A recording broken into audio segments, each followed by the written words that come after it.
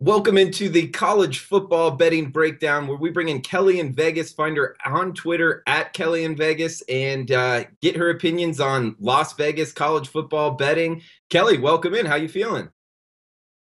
You know what? We were just kind of joking about this before we went on air. This college card is really ugly this week, but I'm ready to talk some football. Yeah, absolutely. So we're doing this a day early. You got it sounds like some fun plans starting tomorrow. You're heading to Nashville, Tennessee, is that it? Yeah, I'm headed to Nashville to go to the K-State Vandy game. Every once in a while, I'm able to get a week away from Vegas, and this just happened to be one that worked out kind of last minute. So hopefully my Cats don't disappoint me as 3.5 point favorites. Yeah, heading into SEC country. I don't know. It should be a good game. I mean, do you have friends going? It's going to be like a party time. Yeah, apparently it's like me and 20,000 other K-State fans. So I am going by myself technically, but I'm sure I'm going to know at least like 1,000 people there. All right, good. No, I'm sure you're like halfway famous with full famous with K-State fans all around Kansas State now. It is funny because my aunt is actually going to be there, and she laughed and she goes, "Your uncle says that we're going to hang out with you as long as people don't scream Kelly in Vegas," as we're like walking by. And I go, "K-State fans like to party. It's fun. I'm kind of a recognizable voice, so it always ends up being a good time. And K-State fans are great, so I have no problem being the face of that team, so to speak, as far as betting goes." Nice. All right. Well, cool. And what about any new news this week? What you're hearing in Las Vegas, like I guess from a proxy angle or just being around the sports books, anything in the NFL or college football that maybe the SBR watchers should know about? Yeah, I mean, absolutely. And this has been going on for a while. And I tweet about it every once in a while. Some other guys tweet about it too. But something to look out for as far as bettors go. You have to remember the Super Contest really started off as a very sharp contest. And so to enter 1,500 bucks, that was a lot of money, to the people that lived here, and the sharp guys would come to town. And back then there wasn't a lot of proxy services available and things like that. So not too many people from out of town entered. Now, and so this year we have 2,500 people where it is more of the general betting public playing this. Something to look out for last week, the consensus plays, the top five is usually who gets posted, but it was actually the top six plays went 0-6. So if you're waiting until Sunday morning to bet the games and you're not really sure, log on and figure out what the consensus plays are for the Westgate and just fade them. It's worked for years now and looked to be really good to fade them week one. And as you know, it kind of has those moments where we have some sharps versus square weeks. But man, I put in my plays early.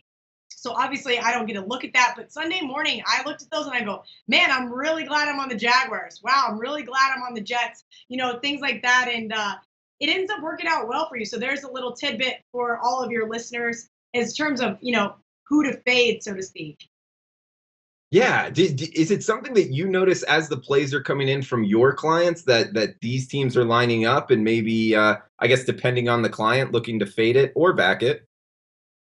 So, I get all the emails from my clients, but I want absolutely nothing to do with them personally, because I don't like any outside influences to ever affect me. And I have clients that will text me, Kelly, what do you think about this game? Or what do you think about that game? And I always joke, like I had a guy go 4-1 last week, and I'm like, text me who you like this week, as, just kind of feed his ego, so to speak. But I want absolutely nothing to do with them. But when you go on a different sites, you can see what the five consensus plays are Sunday morning after everybody's already submitted. But yeah, from my side, I already get bombarded with enough information. The last thing I want to do is get to looking at who's playing what and who's not playing what. Okay, no, that's good stuff. Interesting from the proxy side and even looking to fade what the consensus plays are in the super contest. And also, guys, remember we have the Jimmy the Bag contest for the $25,000 in prizes, which pretty much is very similar to the super contest at the Westgate. So check that out on SBR Picks. But Kelly, let's get right into it. We got some night slate games here. 203, 204. West Coast, San Jose State heading to Utah. Going to be played in Salt Lake City. Looks like we got a total of 60. And Utah bet up from 25, now up to 26. I'll tell you a quick thought on this, Kelly. San Jose State obviously going to be overmatched. They just got blanked by Texas. I look at this as maybe a thing where some teams trying to run up tempo with the new offensive coordinator under Dino Babers there is where the coaching tree he came from. But now trying to run up tempo at San Jose State. Is this one of those teams that's going to keep trying to run up tempo no matter the score just to work on their offense? Or are they actually going to maybe slow it down knowing they're the lesser talented team? I find that an interesting both in the totals and the side perspective on this. But which way are you looking to bet this game, Kelly? Man, initially when I looked at this game, I wanted to bet the dog. I'm looking at this infamous sandwich game here, right, for Utah. They're fresh off a win and cover over BYU. They have Arizona on deck. Why do they care about the San Jose State team, like you said, that just got routed by Texas? So you have to figure out where Utah's focus is. But then you have the Spartans defense that is just so questionable. It makes me really reluctant to back them. Gun to head, I'm going to take the dog with too many points. I'm going to wait because I think this Utah line is going to keep going up. And just hope that San Jose State gets that great, like, kind of look ahead spot and hopefully just loses by 24. Yeah, no, okay. So going with the road dog here, 203 San Jose State plus looks like we can get it 26 and a half now, but it likely is the smarter play to wait. We might see a 27, even up to 4 touchdowns. So go with that in the first game. Also, we got 205, 206 Fresno State versus Washington. Another Mountain West Pac-12 matchup. 56 the total, minus 33, pretty much across the board at SBR odds right now. Are you looking to go with the home favorite in this one, Kelly? It's really hard for me to bet against this Washington team. I have them rated very high. I actually have them in my 14 playoff. But then you have to look. Okay, early money came in on the Bulldogs. I'm just assuming that most of that came because they were able to hang with the big number versus Alabama, a very big number, as you guys know. And then you kind of have to think about this is Peterson's old consultant offensively. So is Peterson going to take it easy on Fresno State's coach? I think so. I think 33 is just a little bit high. I think Washington probably wins by 31 or so. It's just going to be one of those games for Washington where they're not really that into it, similar to, I think, what we saw at the Rutgers game to start the season. So I'm going to take the Bulldogs plus the points. All right, I like that old assistant thing. So he's not going to like run up the score on him. Is that also part of the thinking?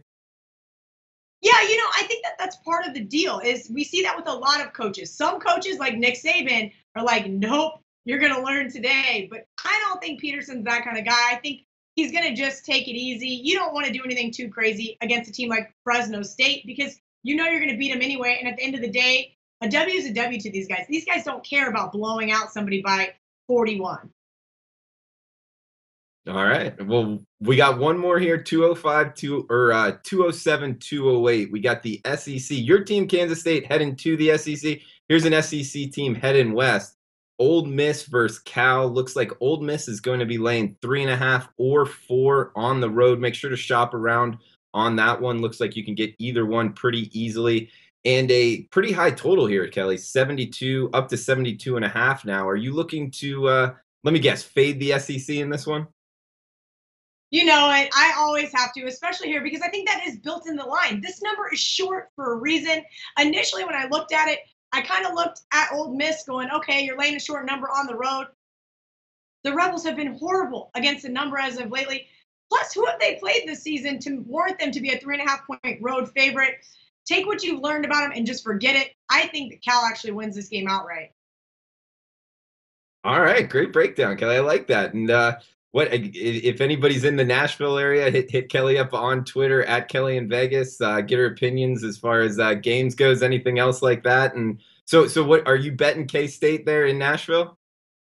So everybody's joke was that I had booked my ticket in July, and ticket prices go up. So when you do go to change things, and unfortunately I have to be back early Sunday morning, I was like, okay, it's about a $900 difference. And here I go. I'm like, whatever, I'm going, I'm doing this. And somebody's like, just bet on K-State. And then the line comes out and I'm like, oh God, I don't know if I want to bet on K-State here. I will say with the ATS edge here, it goes to Snyder, 29-1 against the number on their last 30 road games. It's hard to bet against that, but I made the game 6. So I'm going, wow, I clearly have my Kansas State Wildcats a little overrated here. But maybe there's a little bit of SEC bias built into that line as well. As you know, you have a Big 12 team, which everybody's been really low on this year, and then an SEC school. So something to think about there. I think K-State wins the game by 6. I am probably looking to bet the over. I'll end up deciding, and I'll give out a nice little free play on Twitter with it.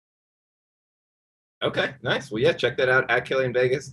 And also, K-State offensively versus Charlotte, I was actually on the wrong side of that. I thought Charlotte could at least move the ball, but their offense looked good last week against Charlotte. I know it's a different animal in Vanderbilt, but you think that carries over?